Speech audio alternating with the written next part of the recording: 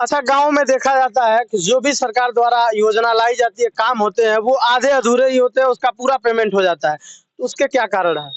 कारण है वीडियो मिला हुआ है, प्रधान मिला हुआ है और दोनों मिलके कमीशन तय करते हैं। कमीशन लेने के बाद दोनों ज्यादा बांट लेते हैं। आप कह रहे हैं ब्लॉक में सबसे ज्यादा भ्रष्टाचार होता है। किसकी कमी है? ग्राम प्रधान की है, सचिव की है, या खंड विकास अधिकारी? किसकी कमी आप मानते हैं? भाई प्रधान की तो मजबूरी है। प्रधान अगर वीडियो की बात नहीं मानेगा तो कहेगा तू मिट्टी का काम करा है, उसमें से बहुत गलत है। तो प्रधान तो देना देना उसको। अब सबसे बड़ा भ्रष्ट तो वीडियो है ना, वहाँ का वीडियो मालिक होता है ब्लाकखंड का। अब वीडियो ही भ्रष्ट है तो प्रधान क्या करेगा? अगर वो वीडियो 100% भ्रष्ट है तो प्रधान तो भाई 80% भ्रष्ट रहबे करेगा। भ्रष्ट नहीं रहेगा तो उसका काम कैसे चलेगा? आप भी जानते हैं। पहले घुसखोरी कमरे में बंद करके बात होती थी लेने के लिए। आज घुसखोरी तीसरे के द्वारा हो रही है कि आप जाइए उनको दे के आइए, आपका काम हो जाएगा। घुसखोरी कम नहीं है, भ्रष्टाचार खत्म नहीं हुआ है। यह हुआ कि थोड़ा सा कम हुआ है, सामने से न लेके किनारे लिया जा रहा है कि आरक्षण उसी को दिया जाए जो आरक्षण के लायक हो। जात देख के आरक्षण को न दिया जाए। कोई भी जात हो, पंडित, ठाकुर, बनिया, नाऊ, धोबी, पासी, जिसमें जो गरीब हो उसी को आरक्षण दिया जाए। 2024 का लोकसभा चुनाव सर पर है और एक बार फिर से भारत की सभी राजनीतिक पार्टियां आम जनता को लुभाने में लगी हुई हैं। चुनाव जब सर पे आता है तो भारत में रहने वाली तमाम राजनीतिक पार्टियां और तमाम राजनेता इस जनता के सच्चे हितैषी बन जाते हैं और जैसे ही चुनाव समाप्त होता है वैसे ये नेता लापता हो जाते हैं। हमारे साथ स्थानीय मुद्दों पर बातचीत करने के लिए महाराजगंज जनपद से जनसत्ता दल लोकतांत्रिक पार्टी के जिलाध्यक्ष विजेंद्र पांडे उर्फ गुड्डू भैया है, जिनको कहा जाता है यहाँ छोटे योगी जी, क्योंकि इनके जो बयान होते हैं इतने बेबाकी से इनके बयान निकलते हैं कि विपक्षियों का कान खड़ा हो जाता है। तो हम बातचीत करेंगे। आज सबसे पहले आपका स्वागत है। धन्यवाद।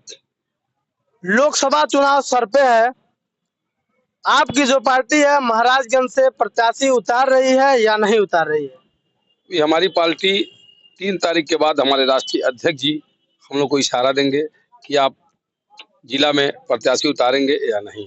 अगर माननीय राष्ट्रीय अध्यक्ष महोदय जी प्रत्याशी उतारने के लिए हम लोग को संकेत देते हैं तो महाराजगंज जिले से हम लोग चुनाव लड़ाएंगे और कम से कम 400 से 500 गांव में अपने प्रत्याशी को प्रयास करेंगे कि लड़ाई हमारी सीधी भाजपा से हो और उसको नंबर 1 पे रखा जाए। जनसत्ता दल का प्रत्याशी पहली बार जनपद से उतरेगा।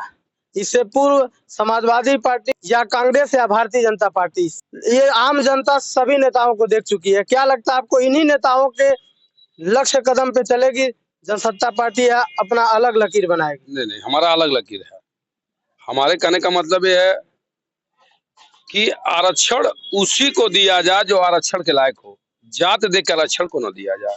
कोई भी जात हो, पंडित, ठाकुर, बनिया, नाऊ, धोबी, पासी, जिसमें जो गरीब हो उसी को आरक्षण दिया जाए।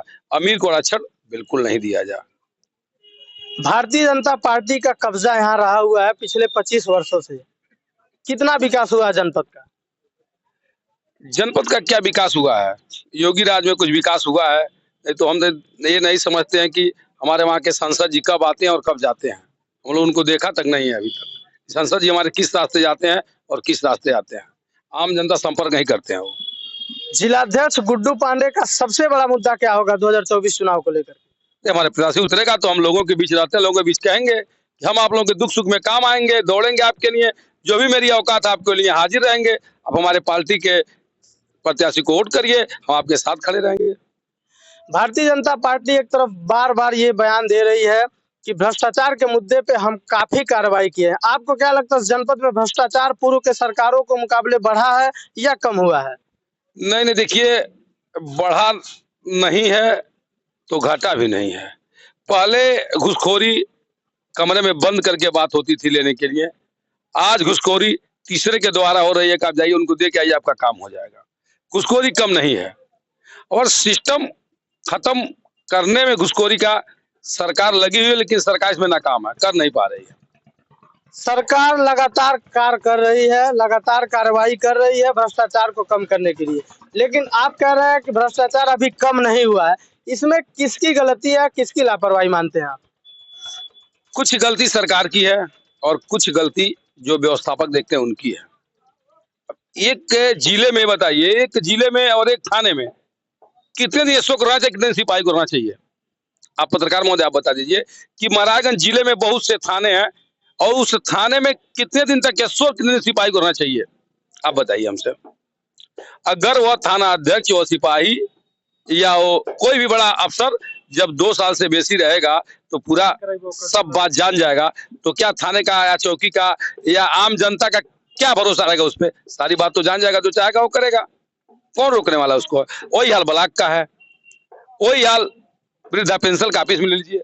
भ्रष्टाचार खत्म नहीं हुआ है, यह हुआ कि थोड़ा सा कम हुआ है, सामने से नौ लेके किनारे लिया जा रहा है, भ्रष्टाचार कम नहीं हुआ। अभी आप ब्लॉक की बात कर रहे हैं, सबसे ज्यादा भ्रष्टाचार ब्लॉक से ही देखा जाता है। महाराजगंज जनपद में सबसे बड़ा भ्रष्टाचारी ब्लॉक अगर कहा जाए तो वो घुगली विकास खंड ही है। आपने कितने भ्रष्टाचारियों के खिलाफ आवाज अब तक उठाए हैं? देखिए, भ्रष्टाचारियों के खिलाफ तो आवाज हम लोग उठाते रहते हैं, जो आता है उनके साथ 2 कदम चलते हैं, लेकिन अब भ्रष्टाचारियों के खिलाफ आवाज इसलिए नहीं हम लोग उठा पा रहे हैं कि काम कराने के पहले कमीशन तय हो जा रहा है और अब बंद कमरे में ले लिया जा रहा है, इसलिए हम लोग आवाज नहीं उठा पा रहे हैं। योगी के डर के मारे अधिकारी अपना कमीशन पहले ही लेके किनारे हट जा रहा है। वह डर के मारे कभी नहीं रहा कमीशन हमसे लिया गया, इसलिए कि कह देगा तो कार्रवाई हो जाएगा, इसलिए दोनों पार्टी में कोई कहने के तैयार नहीं मुझे कमीशन हमसे लिया गया। अच्छा, गांव में देखा जाता है कि जो भी सरकार द्वारा योजना लाई जाती है, काम होते हैं, वो आधे अधूरे ही होते हैं, उसका पूरा पेमेंट हो जाता है, तो उसके क्या कारण है? कारण है वीडियो मिला हुआ है, प्रधान मिला हुआ है और दोनों मिलके कमीशन तय करते हैं, कमीशन लेने के बाद दोनों आधा बांट लेते हैं। आपको क्या लगता है, अगर आपके पार्टी का कोई प्रत्याशी जनपद से जीतता है तो इसको कम कैसे किया जा सकता है? अब अगर जीतता है तो कम करने के लिए पहले मैं डीएम साहब से मिलूंगा और डीएम साहब से मिलके जितने जिला में थाने हैं, जितने ब्लॉक हैं, सारे अधिकारियों को मैं डीएम साहब के सामने तलब कराऊंगा और तलब कराने के बाद एक सूची बनवाऊंगा कि जो घूस लेते मिलेगा तो उसको सस्पेंड न किया जा, बर्खास्त किया जा। आप कह रहे हैं ब्लॉक में सबसे ज्यादा भ्रष्टाचार होता है, किसकी कमी है? ग्राम प्रधान की है, सचिव की है, या खंड विकास अधिकारी? किसकी कमी आप मानते हैं? भाई प्रधान की तो मजबूरी है, प्रधान अगर वीडियो की बात नहीं मानेगा तो कहेगा तुम मिट्टी का काम करा है उसमें से बहुत गलत है, तो प्रधान तो देना उसको। अब सबसे बड़ा भ्रष्ट तो वीडियो है ना, वहाँ का वीडियो मालिक होता है ब्लॉक खंड का। अब वीडियो ही भ्रष्ट है तो प्रधान क्या करेगा?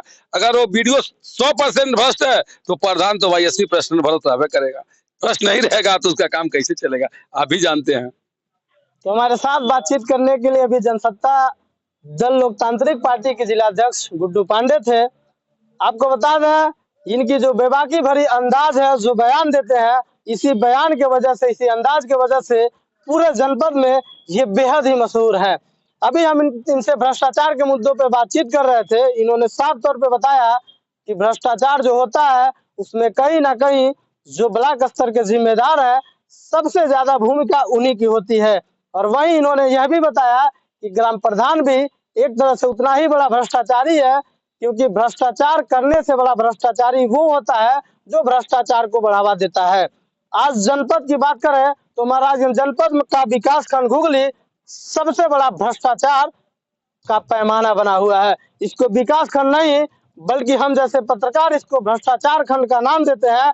कारण ये है, यहाँ के ज्यादातर अधिकारी भ्रष्टाचार के खंडहर में संलिप्त हो गए हैं और इस विकास खंड को उसी भ्रष्टाचार के रास्ते पर जो कुछ ग्राम प्रधान है वो भी लेकर के जा रहे हैं। तो बाकी ऐसे जिलाध्यक्ष के बारे में आप लोग क्या सोचते हैं, कमेंट करके जरूर बताएं। जय हिंद।